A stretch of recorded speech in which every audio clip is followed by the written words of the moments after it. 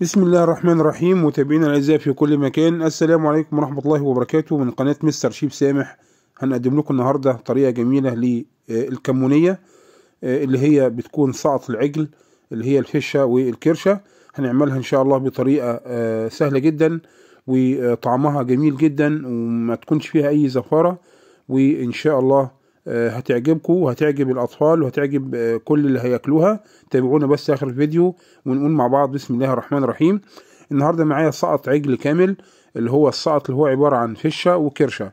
بنجيب طبعا الفشه والكرشه بيتغسلوا كويس بميه وخل وليمون ودقيق ويتنضفوا كويس. بعد كده بنجيب ميه سخنه على النار تغلي. اول ما تغلي ننزل بالفشه والكرشه، طبعا تتقطع صغير تتقطع كبير، كده كده لسه هنقطعها بعد ما تستوي كمان، يعني تقطعها بأي شكل وهتاخد يعني 3/4 سوا على النار. وأول ما بتطلع بنقطعها تاني مكعبات صغيرة، عشان طبعا الفشة أول ما تنزل في النار حتى لو متقطعة صغير هي بتزيد حجمها، فبتتقطع بعد ما تتسلق عشان طبعا حجمها بيزيد. زي ما قلنا النهارده معايا سقط عجل كامل اللي هو الفشه والكرشه، وبننضفهم كويس وبنغسلهم وننقعهم في ميه وخل وليمون.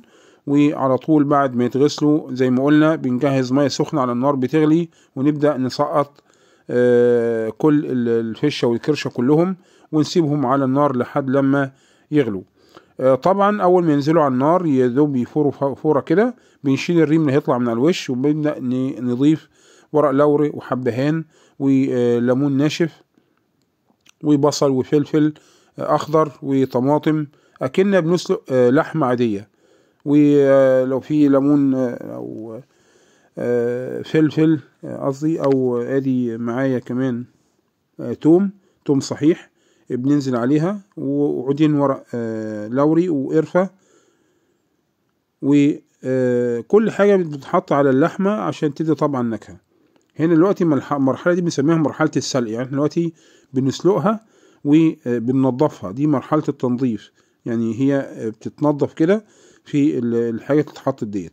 أول ما تستوي 3/4 سوا كده على طول بنطلعها ونصفيها من المية ونحط عليها مية باردة تبرد، وعلى طول بنقطع ادي الكرشه اهي بنقطعها مكعبات صغيره.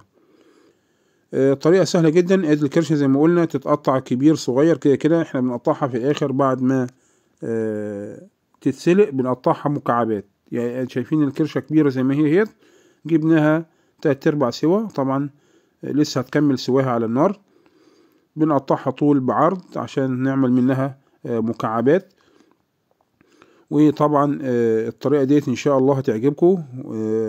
ودي طبعا دلوقتي اللحمه غاليه خالص، فالسقط بتاع العجل طبعا بيكون رخيص شويه. يعني لو حد راح جاب سقط عجل ولا حاجه وعمل حله كبيره خالص زي اللي هنعملها ديت وحطها في اكياس وخزنها لرمضان وبعد رمضان، بالطريقه ديت ان شاء الله هتعجبكم.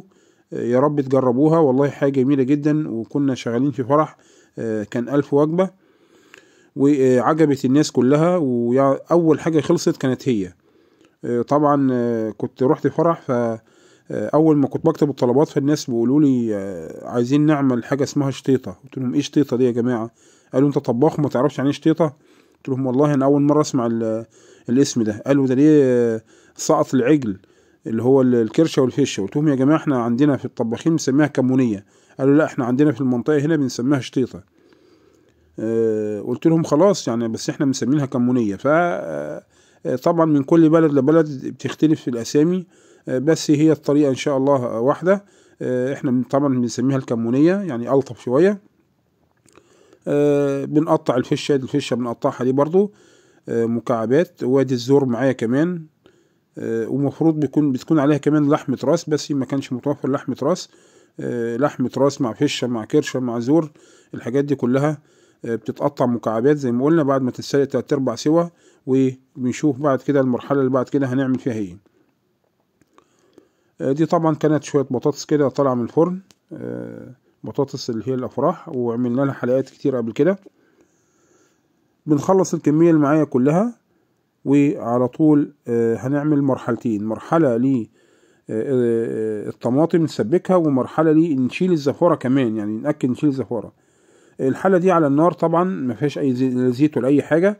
بعد ما قطعنا الفشة والكرشة او السقط على طول بننزلها في الحلة من غير اي اضافة من مادة دهنية ولا حاجة، بنضيفها على طول. والحلة طبعا متولع عليها جامد، وهنبدأ طبعا نشوحها على الهادي كده. طبعا مفيش قلنا اي مواد دهنية ولا زيت ولا سمنة ولا اي حاجة، هي زي ما هي كده بتاخد الصدمة على النار. شايفين النار عالية ازاي؟ وعلى طول بنقلب الليلة ديت. طبعا شايفين هتبدأ تطلع البخار بتاعها خالص ويتنزل ميتها. دي بقى مرحلة التنظيف اللي هي ايه، ما بتكونش فيها اي حاجة بعد كده. اهم حاجة الخطوة ديت ان الحلة تكون على النار جامد، وبننزل عليها تاخد صدمة. وشايفين كمية البخار اللي طالعة دي. طبعا لو في حتى كمان اي زفارة بعد كده بتطلع. وبنقلب على طول باستمرار، عشان طبعا النار شديدة من تحت عشان ما تلسعش مننا ولا حاجة. وبنحضر شوية من الفلفل والبصل جوانح، طبعا متقطعين جوانح، وبنضيفهم على الكمونية ديت، وبنضيفهم جامد كده اهوت. وبنبدأ نقلب تاني ونشوح البصل والفلفل مع السقط العجل اهوت. وادي كمان شوية من الكرشة كانوا متقطعين ناعم، بنضيفهم على البصل والفلفل، وبنقلب لحد لما تطلع البخار كله. وعلى طول برضو بنضيف حوالي عن راس توم من التوم، راس من التوم مهروسة ناعم، وبنقلب طبعا عشان التوم كله يتداخل. ومعايا بصل حوالي بشرة حوالي عن 4 جزرات مبشورين على المبشرة، برضو بننزل، و 3-4 ورقات لورا كده. دي كله طبعا لو في اي زفارة كمان بتطلعها.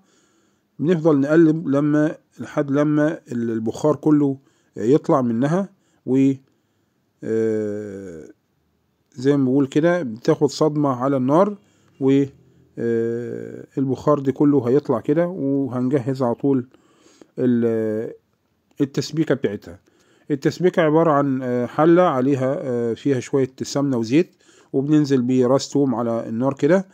اول ما التوم، طبعا شايفين النار عالية ازاي، اول ما التومة تبدأ تصفر معانا كده، يعني تميل للاصفرار جامد، بننزل عليها ب ربع ازازة من الخل. ربع ازازة خل. طبعا ما احنا معاه الكمية كبيرة، اللي معاه كمية صغيرة هيعمل حاجة بسيطة. طبعا بننزل بحوالي عن ربع ازازة من الخل، ونقلب. ديت بنسميها الطشة كده. يبقى حطينا زيت وتوم، اول ما احمر نزلنا عليهم طفيناهم بالخل، ويدوب يتقلب تقليبتين كده. بننزل عليهم بعصير الطماطم، طبعا دي طماطم فريش. وبنضيف كمان طبعا علبة صغيرة من معجون الطماطم عشان اللون طبعا. وبنسيبها على نار هادية لحد لما تتسبك معايا. وبنضيف طبعا بهاراتنا، ورق لوري وليمون ناشف وبشرة جوز الطيب. ادي الكمونية هيت على النار. وطبعا اول ما بتتسبك بنشيل الكمونية، بنضيفها على الصلصة ديت بعد ما تتسبك. وبعد كده في الاخر طبعا بنضيف الفلفل الاسمر وبهار لحمة وشطة، ودي الملح السعودي اللي قلنا عليه، ملح سعودي او بهار صيني. بنضيف طبعا، دي كلها بتدي نكهات جميلة للكمونية. وبنضيف شوية كمون، طبعا هي اسمها كمونية فبنضيف كمون. وفي الاخر بنحط شوية من الملح، وطبعا بنقلبها. وتكون طبعا بنسيبها على نار هادية خالص لحد لما تطلع للتقديم. دي طبعا طريقة الكمونية بجد عجبت الناس كلها. واول حاجة خلصت وكان عليها اقبال ما اقولكوش، كان عليها يعني ضرب نار. الكل كان مستطعمها. لو مشيتوا على الطريقة دي ان شاء الله تعجبكم، وهتوفر معانا في اللحمة. وسعرها يعني اللي هيجيبها سعرها بسيط مش غالي. وطبعا دي طبعا من اللقطات من الفرح اللي كنا شغالين فيه. وطبعا ديت كنا عاملين شغل صواني. الصواني بيطلع فيها الرز والطحينة، والمتغطية دي طبعا بطاطس متغطية، واللحمة والسلطة ولسان عصفور، وكان في فاصوليا، وكان في اللي هي الكمونية، وادي اللحمة. حاجة جميلة جدا. يا رب الفرح عندكم، يا رب يكون الفيديو عجبكم.